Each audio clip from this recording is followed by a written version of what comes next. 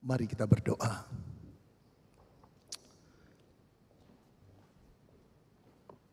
Kami telah memuji-muji Engkau Tuhan. Kami telah menyembah Engkau. Kami telah melihat keagungan-Mu dan kesucian-Mu, pengampunan-Mu dan kasih-Mu. Kami yang dikasihi terus-menerus bersyukur kepada Tuhan bahwa kami diangkat menjadi anak-Mu atas penebusan darah Kristus yang tercurah di kayu salib buat kami yang tidak layak. Seumur hidup kami selalu ingatkan kami bahwa kami adalah orang-orang tebusan yang telah ditebus atas kasih karunia Tuhan. Tuhan, sekarang kami ingin diam di dekat kaki-Mu. Kami ingin mendengarkan firman-Mu. Lihatlah betapa hausnya jiwa kami. Seperti tanah yang kering menanti hujan yang turun. Seperti rusa yang merindukan sungai yang berair. Demikianlah jiwa kami. Bapa dalam surga, berfirmanlah. Dan biarlah Roh Kudus-Mu bekerja. Memberikan kami telinga dan hati yang lembut untuk memahami firman-Mu. Dan kami mau melakukannya. Kami mohon belas kasihan Roh Kudus. Kami juga berdoa bagi hamba-Mu yang menyampaikan firman-Mu di tengah-tengah kelemahan dan kekurangannya. Urapi dia dengan kuasa Roh Kudus-Mu. Sehingga apa yang dia katakan seturut dengan firman-Mu. Sehingga apa yang kami dengar mengubah kehidupan kami. Bapa dalam surga, berfirmanlah karena kami telah siap untuk mendengar. Dalam nama Tuhan Yesus kami berdoa. Amin. Saudara, Bapak Ibu yang dikasihi Tuhan, Shalom. Saya bersyukur kepada Tuhan kalau pagi ini boleh diundang Tuhan berbakti bersama-sama dengan saudara di gereja GKY PIK ini. Bersyukur pada Tuhan. Saya enggak terlalu ingat kapan saya terakhir melayani di gereja ini. Mungkin ada 5 atau 7 tahun yang lampau. Tapi syukur kepada Tuhan kita boleh bertemu lagi. Nah saudara, saya ingin mengajak saudara untuk membuka Kejadian 1 ayat 27. Kalau tidak, saudara enggak buka, lihat saja di proyektor ya, LED. Ini dia, saya akan bacakan bagi kita sekalian. Kejadian 1 ayat 27 demikianlah firman Tuhan. Maka Allah menciptakan manusia itu menurut gambarnya. Menurut gambar Allah diciptakannya dia. Laki-laki dan perempuan diciptakannya mereka. Saudara, ini ayat penciptaan. Saudara, bila saudara memperhatikan kehidupan atau perilaku masyarakat kita, maka saya rasa saudara akan muncul perasaan prihatin tentang perilaku yang diperbuat oleh masyarakat kita belakangan ini. Tapi juga sebetulnya terjadi di belahan dunia lainnya. Manusia semakin maju, tapi perilakunya tidak seturut. Tidak berbanding lurus dengan kemajuan teknologi, kepintaran otaknya, dan ketinggian pendidikannya. Saya mau kisahkan saudara satu kisah yang saya alami. Ketika saya menanti di sebuah bandara, saya kehabisan air saudara di botol mineral saya. Kebetulan saya lihat ada box air mineral, free. Tentu saja saya ke sana. Tetapi sampai di sana saya mengalami kesulitan. Karena di depannya itu saudara ada tas-tas yang banyak. Terpaksa saya minggir karena itulah ruang yang ada satu-satunya yang memungkinkan saya mengambil air. Saudara bisa bayangkan sulit sekali bukan? Saya jadi berpikir begini, ini tasnya siapa ya? Kenapa orang nggak mikir kalau tas ditaruh di sini orang sulit ngambil? Lalu saya menengok, ini tas kumpulan orang calon penumpang. Kloteran pasti saudara-saudara banyak sekali bukan? Bajunya seragam. Saya tertarik lalu saya mengambil foto. Waktu saya foto seorang ibu matanya melotot kepada saya. Saya tahu dia tidak senang sama saya. Tapi dia tidak tahu saya juga tidak senang sama dia. Saudara-saudara, pantas dong kalau saya tulis EGP. Buat saya disulitkan, tapi buat orang itu emangnya gue pikirin. Itu urusan lo, gue mau taruh sini emang kenapa? Gak ada urusannya kan? Begitu kira-kira dialognya kalau diterjemahkan oleh pemerintah-pemerintah udara. Nah saudara yang dikasih Tuhan, itulah yang terjadi dalam masyarakat kita bukan? Emangnya gue pikirin.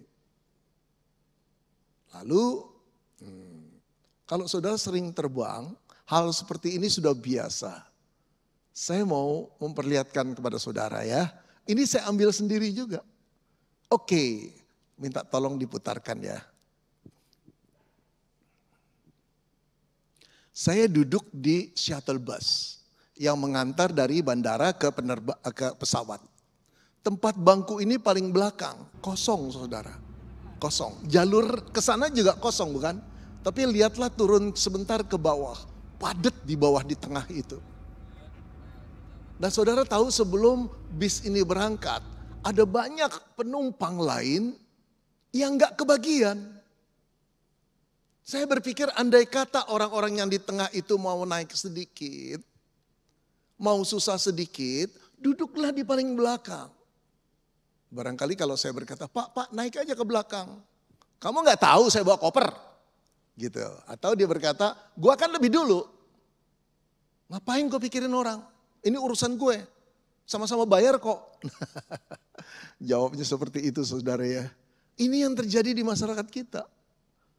Waktu saya ngomong gini saudara berpikir, gue juga gitu kok. Ini pendeta nyindir-nyindir terus. Enggak nyindir-nyindir terus. Saya sedang berkata terus terang sama saudara. Oke, lihat lagi ya. Nah, saudara kalau ini di lift.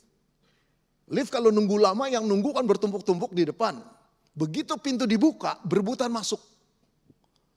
Kadang-kadang saya berpikir ya saudara dengan pikiran yang logik.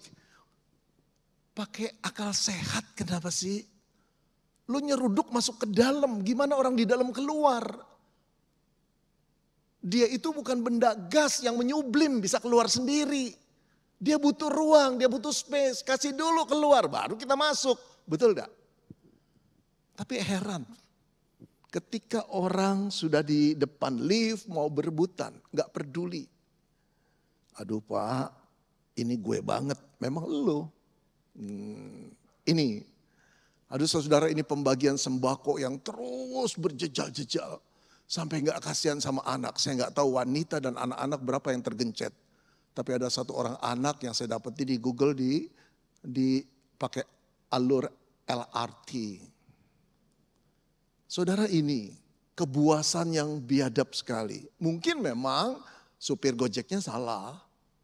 Tapi apakah layak seperti itu? Kayak punya hiburan, kayak punya buruan, kayak punya pelampiasan. Ayo matiin aja. Kalau ini pembela kebenaran. Tapi saudara bingung kan yang bela kebenaran yang mana? TNI-nya atau pendemonya saudara?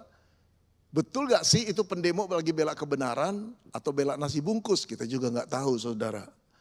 Nah saudara luar biasa sekali. Kalau yang ini udah biasa ya. Ini saya ambilin pelan-pelan satu-satu. Lalu saya kasih sekotor apapun kamu jangan lupa tersenyum. Karena tersenyum adalah ibadah. Heran ya suka gini-gini. Koruptor. Maling. Nyolong uang rakyat, uang negara, ketemu keluar begini-gini dari kantor KPK. Mentang-mentang pakai jas baru. Saudara-saudara yang dikasih Tuhan kok gak malu ya? Apa yang terjadi dengan masyarakat kita? Manusia di dunia ini. Ada lagi bahasanya. Koruptor begitu diwawancarai oleh wartawan berkata, tolong doakan saya ya, Tuhan sedang menguji, mencobai saya. Loh, Tuhan diajak-ajak, Tuhan disalahin, makanya tuh susah jadi Tuhan. Saudara tahu gak? Saudara bisa sakit hati kalau engkau jadi Tuhan. Seumur hidup saya gak mau jadi pendeta yang jadi Tuhan. Gak, susah berat, disalahin orang terus. Orang korupsi yang disalahin Tuhan. Oke, kalau ini gimana? Nah di masyarakat kita ini mulai banyak. Tapi sebetulnya mulai banyak yang terbuka, yang gak terbuka. Dari zaman Gajah Mada sudah banyak yang begini. Saudara-saudara yang dikasih Tuhan, ini tidak banyak terbuka di masyarakat gereja. Tapi sebetulnya banyak terjadi. Aduh saudara, menyedihkan sekali bukan? Ketika Tuhan mempertemukan kita dengan orang yang kita cintai. Dan kita datang, Tuhan kami ingin menikah, tolong berkati. Tuhan gak menyerahkan dia untuk menjadi sasak tinju kita. Enggak. Tamparan kita, enggak. Untuk dipelihara, disayangi, dicintai. Mertua kita juga gak ngasih anaknya untuk digebukin oleh kita. Mentang-mentang saudara karateka ban 4. Ban 5 pun gak boleh. Ban 1 pun gak boleh. Aduh saudara, ini banyak pula. Nah, kita mulai bertanya saudara. Mengapa manusia yang diciptakan Allah itu begitu buruk? Logikanya kan gini. Kalau manusia diciptakan Allah begitu buruk, penciptanya juga buruk dong. Betul dong. Bagaimana mungkin pencipta yang baik dan sempurna bisa menghasilkan ciptaan yang begitu buruk? Kalau penciptanya adalah seorang insinyur yang jenius, yang pandai, yang sempurna, maksudnya ciptain mesin yang nggak sempurna, menciptakan mesin yang produknya jelek sekali, tidak mungkin itu. Nah saudara, kalau Allah itu adalah Allah yang baik, penuh kasih dan sempurna, mengapa perilaku manusia seburuk ini? Itu jadi pertanyaan besar bukan? Tapi saya ingin mengatakan saudara, bukan cuma masyarakat kita di sekeliling kita. Tapi mari kita teropong dengan tajam kehidupan kita pribadi.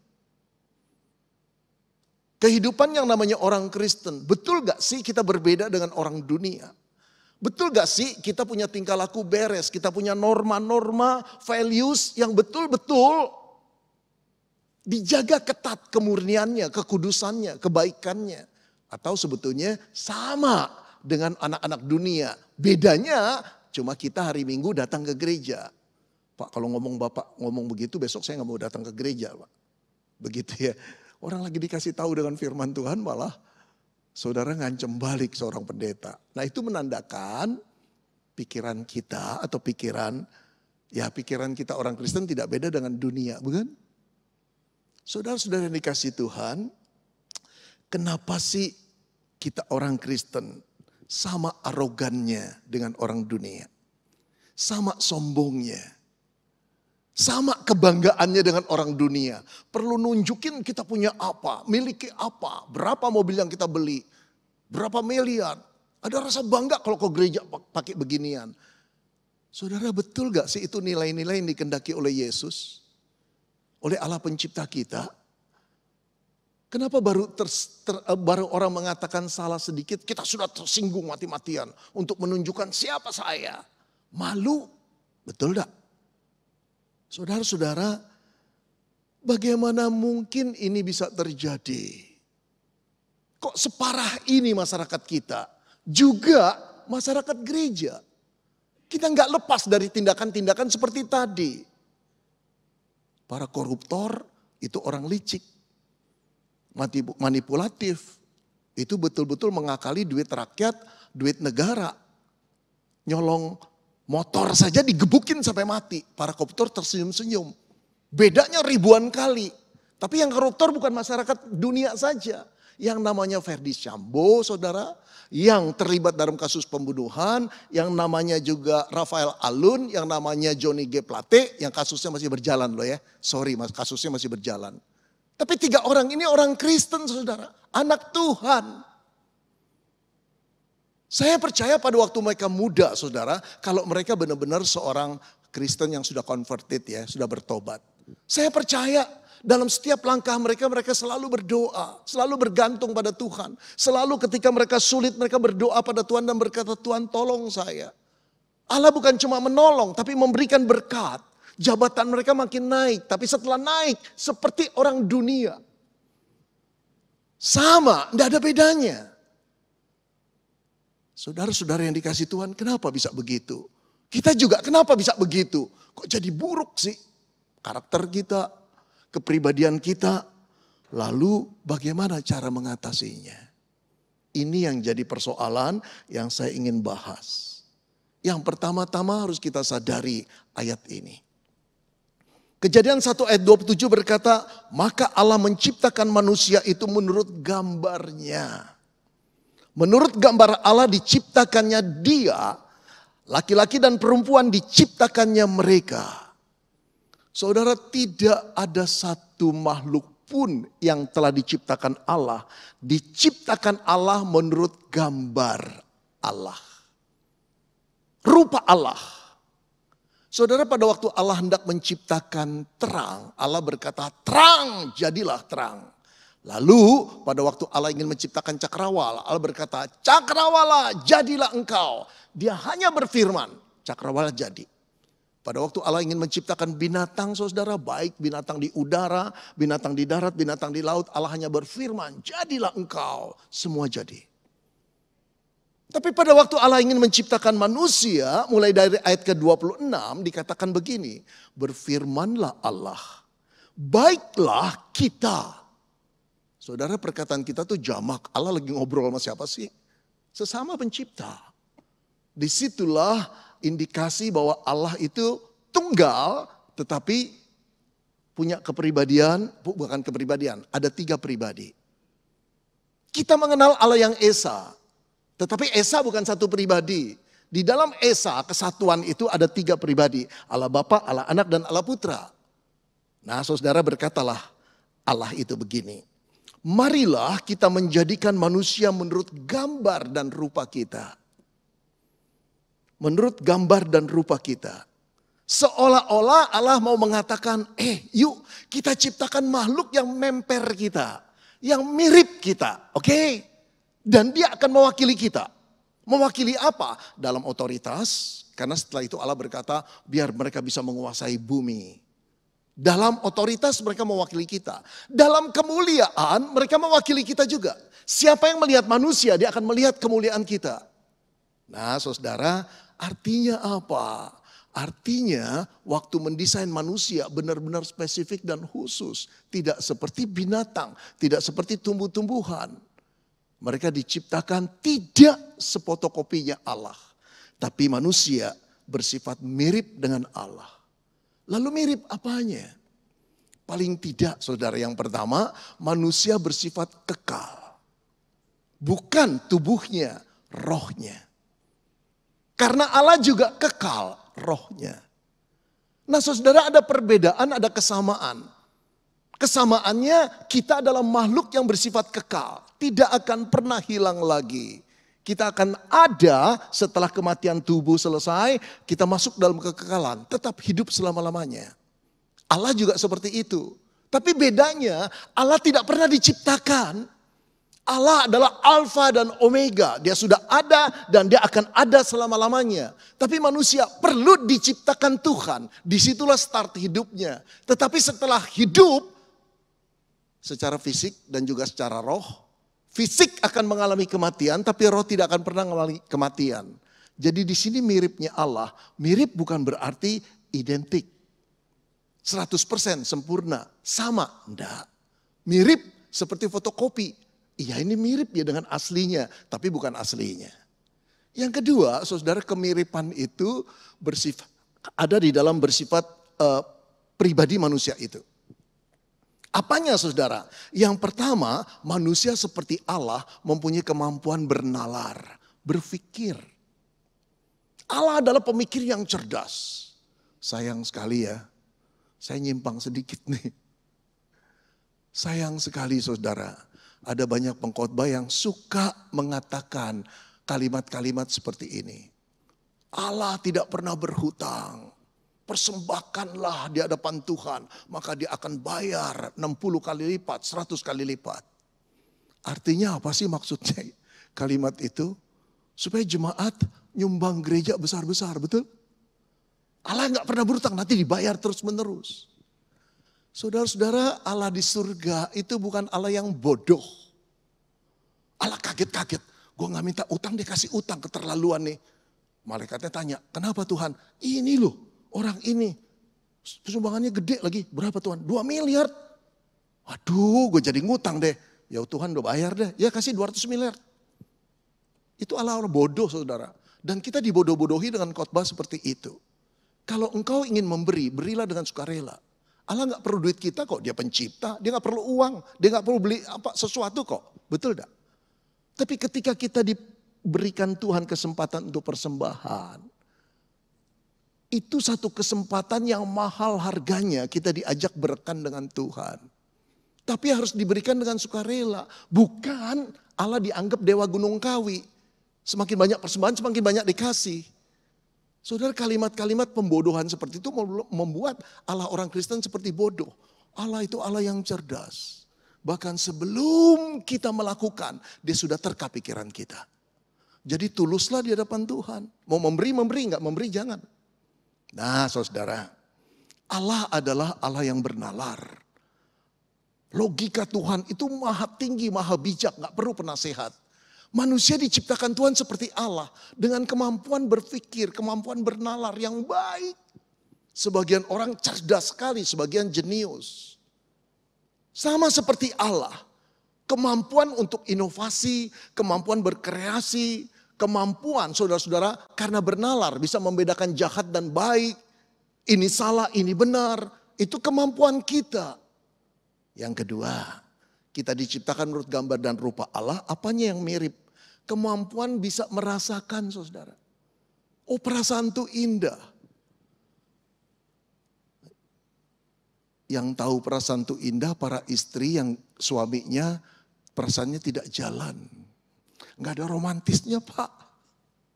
Aduh kalau tahu begitu gue gak milih dia pak. Ya saudara, kebanyakan pria memang tidak jalan perasaannya. Tapi bukan berarti gak punya perasaan kok. Cuma ngungkapkannya susah. Begitu ya. Nah perasaan itu indah. Keindahan inilah yang membuat seseorang ketika mendengar lagu bisa menangis. Menonton film bisa meneteskan air mata. Mendengar sebuah cerita bisa bangkit keheroannya saudara. Saya mau seperti itu. Perasaan yang bermain. Perasaan itu indah. Perasaan inilah yang membuat seorang bisa lembut. Perasaan inilah yang mengundang seseorang ketika melihat orang yang menderita itu menolong. Perasaan itu indah. Saudara-saudara, hanya manusia yang bisa mengalang lagu Amazing Grace. Hanya manusia yang bisa melukis Mona Lisa. Binatang gak bisa, tumbuh-tumbuhan gak bisa. Kemampuan itu hanya diberikan oleh Tuhan. Perasaan seni itu luar biasa indahnya. Saudara-saudara yang dikasih Tuhan, perasaan itulah yang membuat kita datang pada Tuhan dan menyembah Tuhan. Terkadang dengan kekaguman sampai meneteskan air mata. Perasaan itulah yang membuat kita tidak layak di hadapan Tuhan. Nah yang ketiga saudara terakhir, Tuhan di samping memberikan akal budi, rasio, perasaan, Tuhan memberikan juga yang disebut ini yang mahal harganya. Kita adalah pribadi yang diberikan Tuhan kemampuan untuk mengambil keputusan. Tanpa pengambilan keputusan kita seperti robot, kita seperti aplikasi yang sudah disetting oleh programmernya, gak bisa lari kemana-mana. Tetapi Tuhan dengan jiwa yang besar dia menciptakan sebuah makhluk. Dan diberinya itu, makhluk itu namanya manusia. Dan diberinya apa yang disebut kemampuan untuk mengambil keputusan. Jangan lupa loh. Ketika manusia diberi kemerdekaan untuk mengambil keputusan. Keputusan itu bisa dipakai untuk melawan dia. Keputusan itu bisa berkata, oke Tuhan, Engkau Bapa kami, Engkau pencipta kami mau taat padamu. Tapi jangan lupa, manusia juga bisa berkata, Tuhan kami tahu Engkau pencipta kami, Engkau Bapa kami. Tapi jangan harap kami akan mengikut terus tindakanmu dan keputusanmu. Sorry, kami makhluk yang bebas. Jangan lupa lo ya, Engkau telah memberi aku keputusan. Beresiko gak? Itu seperti seorang pematung waktu buat patung begitu rupa. Lalu diberi kemerdekaan patung itu. Dan kemerdekaan itu membuat patung itu bisa meludahi si pematungnya. Mau saudara? Jadi pematung seperti itu. Sedikit orang bukan? Saudara-saudara ini kebebasan yang mahal sekali. Tapi Tuhan memberikan kita keputusan. Keputusan itulah yang memerdekakan saudara sebagai satu pribadi yang berbeda dengan binatang, yang berbeda dengan tumbuhan. Hari ini ketika saudara mau ke gereja, saudara bisa memilih mau pakai sepatu yang mana, baju yang mana. Saudara mau tentukan kebaktiannya di gereja mana, online atau onsite, kebaktian 1 atau kebaktian 2. Saudara bisa memilih. Apakah Tuhan memaksa? Tidak. Tapi setiap keputusan ada konsekuensinya, bukan? Tapi yang saya mau katakan, kita diciptakan segambar dan rupa Allah dengan kemiripan Allah yang luar biasa itu, termasuk keputusan. Saudara, tidak ada satupun makhluk yang punya keistimewaan seperti ini, kecuali manusia. Karena itu satu-satunya makhluk yang bisa memancarkan atau merefleksikan keagungan Allah, keindahan Allah, kemuliaan Allah. Satu-satunya yang mampu merefleksi secara sempurna cuma manusia. Ombak, lautan, gunung bisa, tapi tidak pernah bisa semaksimal seperti manusia. Tetapi sekarang apa yang kita lihat? Nggak ada kemuliaan itu. Di airport, di bandara, di shuttle bus, di demo-demo, nggak ada kemuliaan itu. Yang ada adalah keganasan manusia. Seolah-olah pencipta itu buruk sekali. Betul tidak? Salah desain, nggak pandai. Saudara-saudara, sebetulnya apa yang Allah desain itu indah adanya. Baik dan benar. Kudus, sempurna. Hanya ketika manusia memakai kebebasannya untuk melawan perintah Tuhan, jatuhlah manusia ke dalam dosa. Ini akar masalahnya. Ini yang tidak akan dibahas dengan buku-buku ilmiah yang tidak mengakui adanya Tuhan. Tetapi Tuhan berfirman, ini loh sebabnya. Adam dan Hawanya diberikan satu perintah yang mudah sebetulnya. Perintah ini juga sekaligus untuk menguji kebebasan yang telah diberikan. Semua pohon dalam taman ini boleh kamu makan. Tapi yang ada di tengah taman itu jangan ya. Cuma satu kok dari jutaan pohon. Cuma satu. Tapi yang satu yang dilarang ini mirip dengan seorang bapak berkata, nah semua link di sini boleh kamu buka ya. Cuma link yang papa bilang nih tandain merah ini jangan ya. Yang disinilah yang menarik perhatian seorang anak untuk membuka terus menerus. Itulah kejatuhan Adam dan Hawa. Setelah dimakan barulah mereka tahu. Mereka telanjang di hadapan Tuhan. Dari tadi juga sudah telanjang kok. Gak jadi masalah dengan ketelanjangan. Karena tidak ada dosa. Tapi begitu mereka jatuh dalam dosa. Barulah mereka menyadari. Mereka telah tertipu oleh setan. Allah yang kudus. Bapa yang mengasihi mereka. Dengan hancur hati karena kekudusannya. Terpaksa mengusir mereka keluar. Sejak itu hidup manusia. Hidup di dalam dosa dan penderitaan. Saudara-saudara, gambar dan rupa Allah itu masih ada. Masih ada dalam diri manusia. Cuma telah tercemar. Telah terdistorsi. Tidak mampu mencerminkan seperti keadaan sebelumnya. Manusia masih mempunyai nalar, saudara. Tapi nalar itu dipakai untuk ego, kepentingan diri sendiri.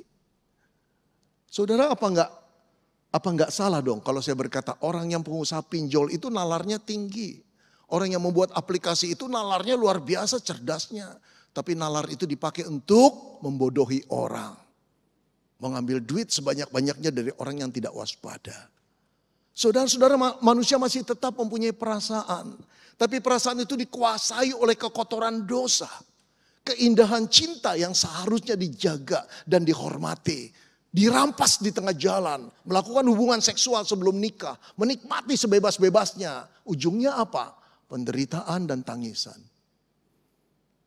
Perasaan yang indah itu harus dijaga. Juga perasaan tentang bagaimana kita berkata-kata untuk tidak menyinggung orang. Tapi sekarang kita ingin lepas. Yang penting gue dulu. Sakit gak sakit nanti loh. Lalu kita berkata, maaf ya tadi saya ngomongnya terlalu kasar ya. Lalu kalau teman kita nangis dan berkata, iya sih, ya anggap aja bercanda. Buat kita bercanda, buat dia gak bercanda, betul gak? Kita kehilangan perasaan sebagai gambar dan rupa Allah yang Allah telah ciptakan dalam diri kita. Saudara-saudara, masih gambar dan rupa Allah manusia, engkau dan saya masih bisa mengambil keputusan.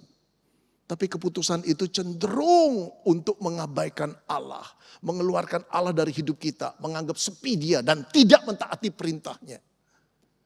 Yang kita ingin kebebasan. Saudara-saudara, kenapa begitu? Karena gambar Allah itu telah rusak. Sedih kalau baca ini, saudara. Paulus menyimpulkan gambar dan rupa Allah yang rusak dengan perkataan ini. Seperti ada tertulis. Tidak ada yang benar, seorang pun tidak. Tidak ada seorang pun yang berakal budi. Tidak ada seorang pun yang mencari Allah. Semua orang telah menyeleweng. Mereka semua tidak berguna. Tidak ada yang berbuat baik, seorang pun tidak. Kerongkongan mereka seperti kubur yang ternganga. Lidah mereka merayu-rayu. Bibir mereka mengandung bisa. Mulut mereka penuh dengan sumpah serapa. Kaki mereka cepat untuk menumpahkan darah. Keruntuhan dan kebinasaan mereka ditinggalkan di jalan mereka. Dan jalan damai tidak mereka kenal. Rasa takut kepada Allah tidak ada pada orang itu. Itulah manusia. Itulah gambar dan rupa Allah yang telah jatuh dalam dosa. Dampaknya apa, saudara? Yang pertama-tama manusia tidak lagi menjadi gambar dan rupa Allah seperti semula sebelumnya. Kalau dulu gambar itu jernih sekali, tak ternoda sebelum Adam dan Hawa melakukan dosa. Gambar itu mampu mencerminkan keindahan dan keagungan kemuliaan Tuhan. Tapi setelah jatuh dalam dosa, gambar itu mulai terkoyak-koyak. Masih ada sebagian. Bukan rusak sama sekali hilang, hancur berantakan. Masih ada. Ketika saudara melihat orang-orang besar, masih kelihatan keagungan manusia. Di Mahatma Gandhi, saya boleh berkata di Pak Jokowi, kadang-kadang mengagumkan saudara. Kok bisa begitu ya? Itu gambar Allah sebetulnya. Yang indah.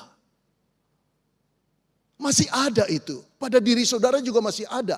Ketika saudara berbelas kasihan, ketika saudara menolong orang yang kesusahan, ketika saudara membela teman yang disudutkan karena fitnah, masih ada gambar itu. Tapi seringkali gambar itu tidak mencerminkan seperti yang sebelumnya yang ori.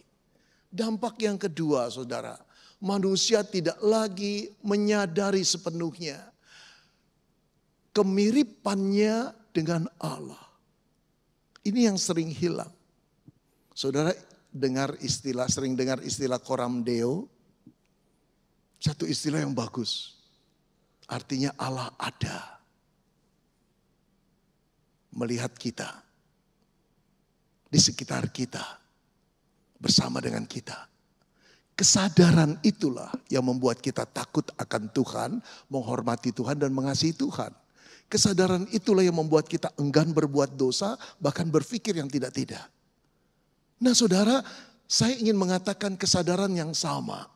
Kalau saudara dan saya terus-menerus hidup dengan kesadaran bahwa engkau adalah gambar Allah, yang sebetulnya harus merefleksikan keagungan dan kasih Allah dan kemuliaannya, maka tindakan engkau dan saya akan terjaga dengan baik.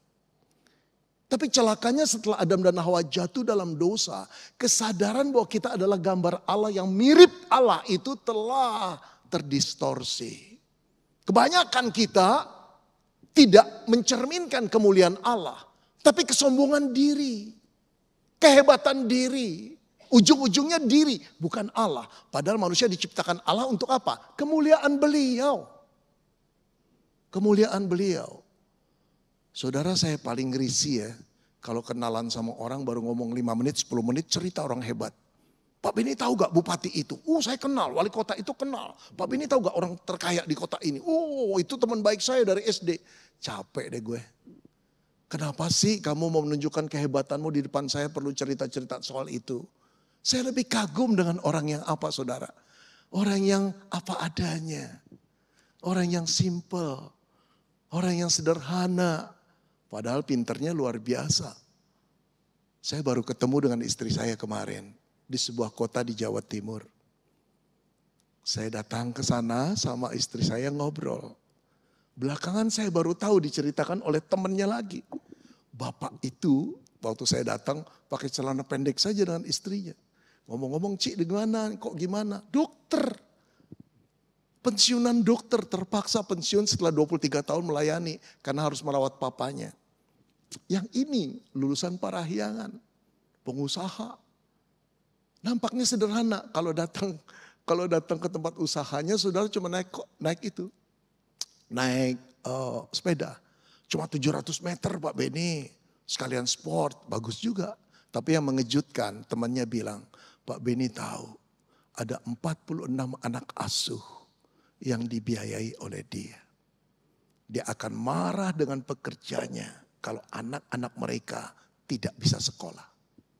46. Karyawan-karyawannya sampai berkata, kami mempunyai bapak. Bukan cuma kami, anak-anak kami punya bapak. Dia orang Kristen yang perhatian.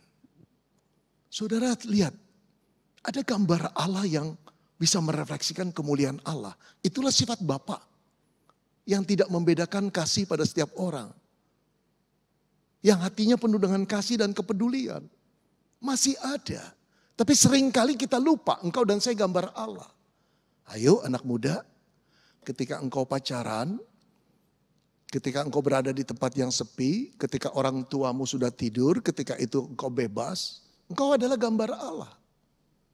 Oke, ingat itu.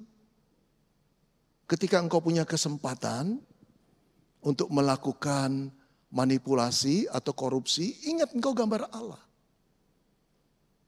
Saya pernah bekerja 8 tahun, saudara. Bagian saya accounting dan finance. Saudara, satu kali saya memeriksa, waktu saya muda ya, memeriksa, wih kelebihan bayar nih bagian finance. 5 juta, 5 juta hampir 40 tahun yang lampau, saudara, itu duit gede.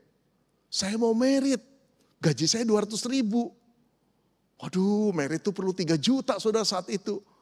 Ini ada 5 juta.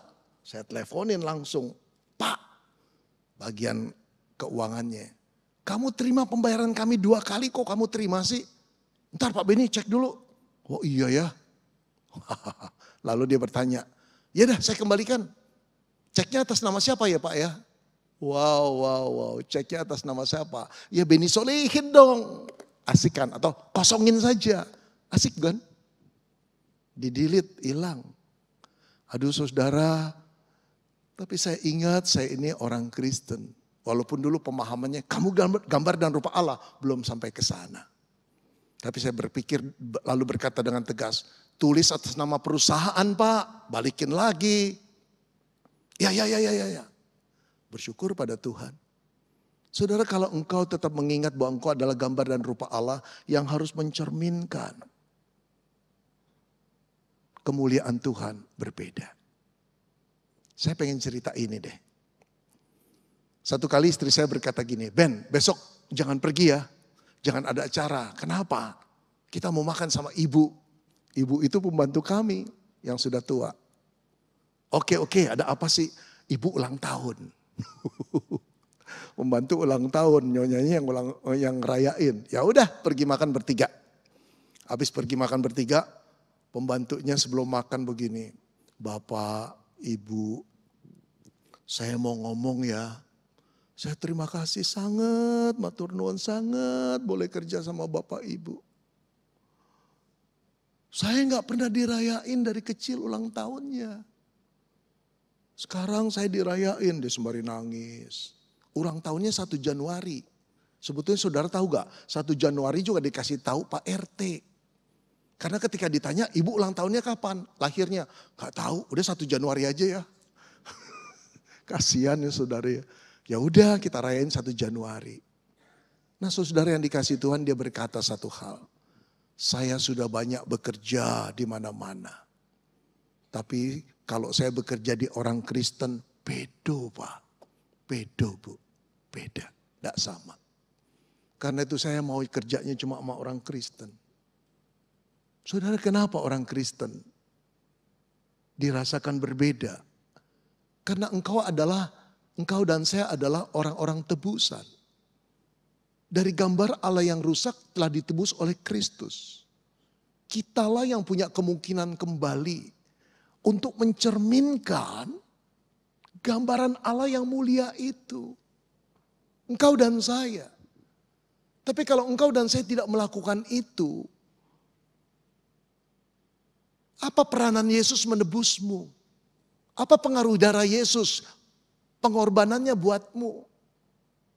Ibu-ibu, kalau ibu-ibu lebih senang makanan di kulkas expired daripada dikasih pembantu sebelum expired. Pikir 2 kali. Apakah itu tindakan yang baik atau buruk? Apalagi lebih buruk lagi udah tahu expired, dikasih pembantu. Itu tindakan yang kejam. Yang lebih bagus adalah ketika beli makanan mikir pembantu-pembantu kita. Ya ini buat si Mbak ya. 1, 2, kalau pembantunya ada 2, sisihkan. Dari beli makanan. Betul enggak? Sehingga orang merasakan bedo. Kerja sama nyonya, kerja sama Tuhan bedo. Ya bedo. Kenapa? Aku orang-orang yang diselamatkan. Lihat saudara-saudara, engkau adalah gambar dan rupa Allah yang indah di mata Allah. Disitulah Yesus berkata, karena itu haruslah kamu sempurna, sama seperti Bapakmu di surga adalah sempurna. Saudara, Yesus adalah anak Allah yang datang ke dalam dunia dengan satu misi. Menebus manusia yang berdosa, agar tidak dihukum oleh murka Allah. Tapi penebusan itu membuat saudara gambar dan rupa Allah yang terdistorsi, yang ternoda, yang terkoyak. Disambung lagi, dijahit lagi, dialur lagi saudara. Dirajut lagi dengan darahnya. Untuk kita kembali mampu menggambarkan kemuliaan Tuhan. Setelah itu dia berkata, haruslah kamu sempurna seperti Bapa di surga sempurna. Bukan berarti kita sempurna tidak berdosa seperti Bapa di surga sempurna. Tidak berdosa. Bukan berarti Bapak berkuasa, kita pun berkuasa. Tetapi kita mempunyai acuan lagi. Seperti itulah target yang Allah impikan. Inginkan. Penuh kasih dan belas kasihan. Penuh pengampunan. Penuh rahmat. Itu tujuan kita. Nah saudara-saudara, ketika Filipus tahu, Filipus berkata begini, Tuhan tunjukkanlah Bapak itu. Supaya kami pergi ke sana. Dia berkata, Filipus, kamu telah sekian tahun mengikut aku. Lalu dia berkata begini, barang siapa telah melihat aku, ia telah melihat Bapa. Perkataan ini tidak pernah berani dikatakan oleh nabi, seorang nabi yang siapapun. Tokoh agama siapapun. Mereka hanya pandai mengajarkan firman Tuhan. Para nabi, para rasul mengatakan Tuhan menginginkan. Tapi mereka tidak bisa menunjukkan Tuhan itu seperti apa. Mereka hanya melihat Tuhan itu dengan gambar yang samar-samar. Tapi berbeda dengan yang satu ini. Dia berkata barang siapa telah melihat aku, ia telah melihat Bapa. Karena apa? Karena ia dan Bapa adalah satu. Karena dia Allah sendiri. Cuma Allah yang menjadi manusia. Perawakannya, fisiknya manusia. Karakternya karakter Allah. Kalau engkau ingin tahu siapa Allah, lihatlah Yesus. Bagaimana Allah mengasihi manusia, lihatlah bagaimana Allah mengasihi Yesus. Lihatlah bagaimana kerendahan hati Allah, lihatlah bagaimana Yesus rendah hatinya di hadapan semua orang. Bagaimana Allah mengampuni orang, lihatlah Yesus bagaimana dia mengampuni orang yang telah menyiksa dia, melukai hati dia. Dia adalah gambar Allah yang sempurna. Dan kita yang telah menerima Yesus saudara. Diminta untuk mengacu kepada Bapa. Gimana kita tahu Bapa? Lihatlah Yesus. Saudara, tidak akan ada satu perubahan yang terjadi dalam karaktermu. Dalam pribadimu. Sebelum engkau gambar Allah yang telah rusak datang dan bertobat. Memohon pengampunannya pada Yesus. Ini titik baliknya. Saya orang rusak, saya orang bejat, saya putus sekolah di SMP, di SMA kelas 1. Di SMAK 3 sekolah saya. Di 1 bulan pertama saya berhenti sekolah. Karena dikeluarkan. Terima rapot, 2 birunya. Kepala sekolah berkata, keluar Benny, gak bakal naik. Pendeta berkata, wah Bapak minta keluar saja Ben, gak bakal naik. Oke. Saya marah dengan sekolah Kristen. Saya keluar. Hidup rusak. Tapi Tuhan datang padaku. Tuhan memeluk aku. Tuhan yang aku tidak kenal. Berkata, aku mengasihimu Benny. Aku telah mati untukmu. Saya menjerit dan berkata dalam hati, aku sampah Tuhan. Tapi darahku bisa menyucikan sampah seperti apapun. Saya tidak pernah tahu kemudian saya akan sekolah lagi. Saya akan tamat S1. Saya akan bekerja 8 tahun. Saya akan menjadi hamba Tuhan. Saya tidak pernah berpikir seperti itu. Ketika saya berkata hidupku sudah habis, Allah masih merajut rancangannya dalam hidupku. Saudara, titik ini harus kau alami. Kau tidak akan mengalami perubahan. 5-10 tahun lagi engkau tetap menjadi orang Kristen yang sama. Sebelum kau ngambil keputusan saat ini. Tuhan ampuni aku. Aku bertobat dari dosaku. Tuhan sucikan aku dengan darah-Mu. Tuhan, aku tahu engkau mati untuk menebus dosaku. Jadilah juru selamatku. Dan ciptakan aku baru. Pada waktu saudara diciptakan baru, gambar dan rupa Allah itu direnovasi oleh Tuhan. Disitulah kemuliaan Kristus akan terpancar dari hidup. Teman-teman kecil saya barangkali berkata, heran kamu bisa seperti ini Ben. Aku jajah heran. Siapa yang ngerubah Ben? Tanya Tuhan Yesus. Saudara-saudara, Allah menginginkan engkau dan saya menjadi gambar dan rupa Allah yang mencerminkan sifat-sifat Allah, kemuliaan Tuhan. Bagi engkau yang belum menerima Yesus, ini saatnya. Bagi engkau yang telah diperbaharui, jangan remehkan, jangan anggap sepi penebusan itu. Engkau diberikan potensi untuk mencerminkan karakter Kristus itu. Serupa dengan Dia, kejar itu.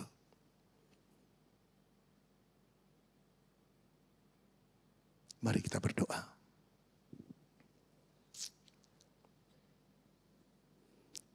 Saudara, maukah engkau di saat seperti ini? Saat yang mungkin tiba-tiba, yang tidak terduga, ketika engkau diundang untuk datang pada Yesus dan bertobat dari seluruh dosa-dosamu. Memohon pengampunan Tuhan. Engkau membuka hatimu dan berkata, Tuhan, I am a sinner. Engkau tahu siapa aku dan kekotorannya. Aku gelisah hidup seperti ini. Aku tidak damai sejahtera. Nalarku, perasaanku, keputusanku tidak dapat kugunakan baik kecuali melampiaskan egoku dan nafsuku. Tapi hari ini aku datang kepadamu Tuhan, penebusku. Aku memohon ampun kepadamu. Aku tahu engkau telah mati di kayu salib untuk menebus dosa-dosaku. Sekarang Tuhan dengar doaku. Ya Tuhan Yesus, masuklah ke dalam hatiku. Sucikan aku dari dosa-dosaku dengan darah-Mu. Ampuni aku Tuhan. Jadikan aku ciptaan baru. Jadikan aku milik-Mu selama-lamanya. Dan Engkau milikku selama-lamanya. Agar gambar dan rupa Allah di dalam diriku kembali dalam wujud nyatanya. Yang mampu mencerminkan kemuliaan-Mu. Saudara, siapa di antara saudara yang ingin bertobat dan berdoa seperti itu, silakan ambil waktu buat berdoa kepada Tuhan. Kau tidak perlu mengangkat tangan, tapi angkat hatimu, angkat dosamu, bawa di kaki Yesus. Serahkan itu dan katakan, ampuni aku Tuhan. Maka pengampunan itu akan datang padamu. Dan kau akan diciptakan baru. Kau tidak akan menjadi sama lagi. Silakan berdoa. Saudara, bagi saudara yang pernah dilahirkan kembali, bertobat dengan sungguh-sungguh. Tapi hidup saudara sekarang tidak mencerminkan keagungan Tuhan. Gambar itu rusak lagi. Maukah engkau datang pada Tuhan dan berkata, Tuhan kuduskan aku lagi. Sadarkan aku Tuhan bahwa aku adalah gambar dan rupa-Mu. Dimanapun aku berada, apapun yang aku putuskan, aku pikirkan, aku rasakan. Biarlah aku sadar bahwa aku adalah gambar dan rupa-Mu. Yang harus mencerminkan keindahan kemuliaan-Mu.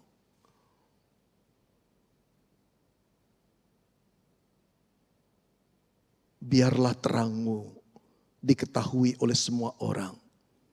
Agar semua orang mengetahui kebaikan-Mu dan mereka memuliakan nama Bapa-Mu di surga. Bapa di dalam surga, inilah kami. Manusia yang banyak hilaf, lupa, kesalahan, kesombongan, ketegaran, tidak peduli dengan sesama dan pada Tuhan. Manusia yang angkuh, manusia yang penuh dengan kelicikan, manusia yang manipulatif dan koruptif. Kami datang kepadamu. Kami menengadah kepada Engkau, Allah yang pemurah dan penyayang. Allah yang penuh kasih dan panjang sabar. Allah yang menanti kami bertobat. Ampuni kami Tuhan. Kuduskan kami kembali dengan darah putra-Mu. Pimpin dan bimbing kami untuk menjadi gambar-Mu. Hidup sebagai gambar Allah yang mencerminkan kemuliaan-Mu. Agar nama-Mu ditinggikan. Kami mohon Roh Kudus pimpin kami selalu. Kami mohon Roh Kudus pegang tangan kami.